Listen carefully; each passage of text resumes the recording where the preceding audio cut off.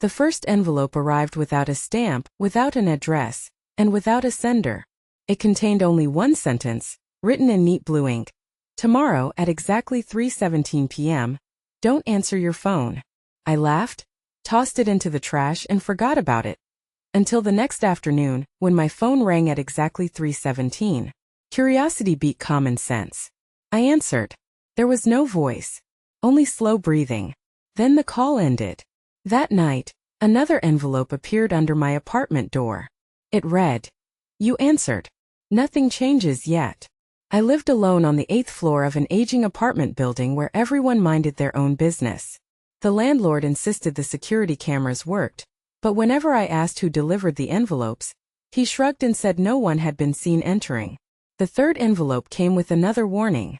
Don't take the elevator on Thursday. By then, I was unsettled enough to obey. Thursday morning, I walked down 8 flights of stairs. As I reached the lobby, a loud crash echoed through the building. One of the elevator cables had snapped.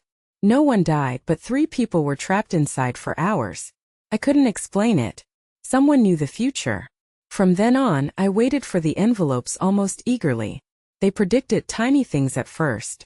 Carry an umbrella. It rained despite a cloudless forecast. Skip the coffee from the corner cafe. The cafe closed for a week after dozens of customers got food poisoning. Every prediction was perfect. Instead of fearing the envelopes, I began relying on them. They became my invisible safety net. Friends joked that I had impossible luck. I smiled but never told anyone why. Months passed. Then one morning I found the largest envelope yet. Inside was a single sheet. Do not trust the man with the silver umbrella. No date. No explanation. For days I watched every stranger carrying silver umbrellas whenever it rained. Most were ordinary commuters, elderly couples, students, office workers. Then during a crowded evening commute I saw him. A tall man wearing a dark coat held a polished silver umbrella indoors while waiting for the train. He noticed me staring. He smiled. Something about that smile made my stomach tighten.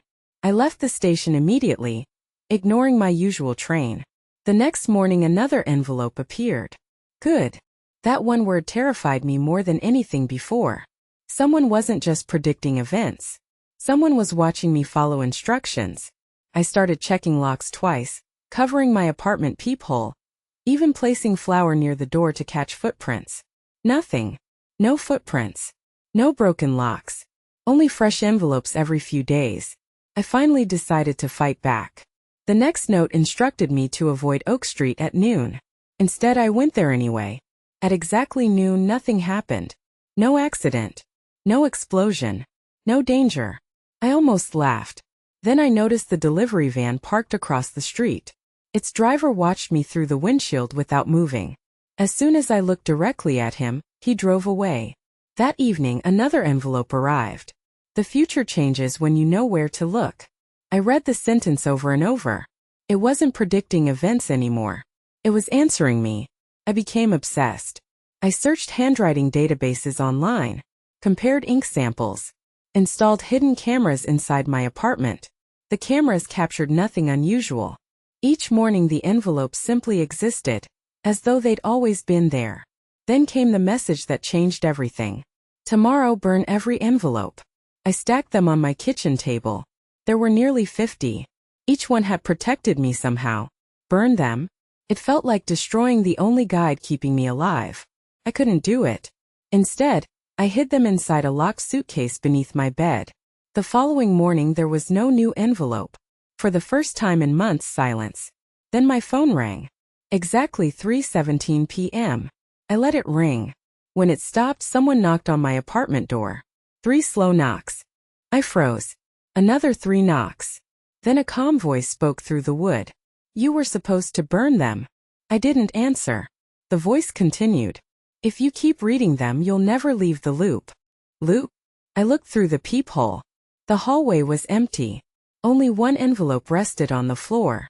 Hands shaking, I opened it. Inside was a photograph. It showed my apartment, taken from inside. Behind me, sitting at my own kitchen table, was someone wearing my clothes. My face. The picture slipped from my hands. The final line beneath the photograph read, You've been following your own instructions. My mind raced. Impossible. I unlocked the suitcase. The oldest envelope suddenly looked different. Not because the words had changed, because the handwriting felt familiar. Painfully familiar. I rushed to my desk and grabbed an old birthday card I'd written years earlier. The letters matched perfectly. Every curve, every angle, every tiny habit I'd never noticed. The envelopes had always been written by me. I remembered nothing about writing them, but fragments surfaced like dreams after waking. A room with no windows. Stacks of blank envelopes. A calendar with years crossed out. Writing warning after warning. Trying to remember exactly what had already happened. Then forgetting again. I searched every envelope one last time until I found one I'd overlooked.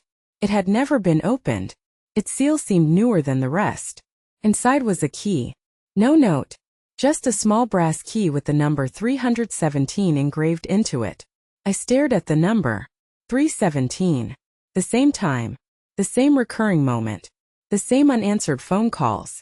Suddenly I understood. Every time I answered the call, ignored a warning, or chased the mystery instead of ending it, I remained trapped inside the same repeating chain of events.